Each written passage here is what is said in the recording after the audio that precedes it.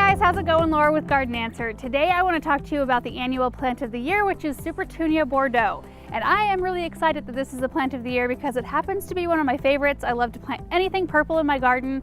It's got like purplish pink blooms with really dark purple veining. It's just such a beautiful flower that takes full sun and it blooms all the way through summer through a hard frost. I planted Bordeaux in several different areas of my landscape and it's performed beautifully. It mounds up a little bit and it spreads out so you can plant it in mass or you can tuck it into any little bare spots in your flower beds.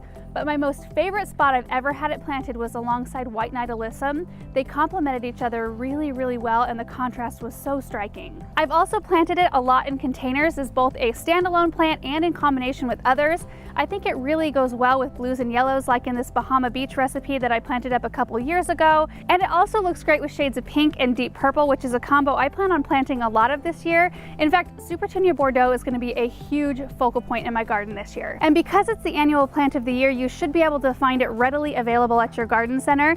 If you haven't tried Bordeaux in the past, I really encourage you to try it this year. Give it sun, consistent water, and I guarantee you'll want to plant more of it the following year.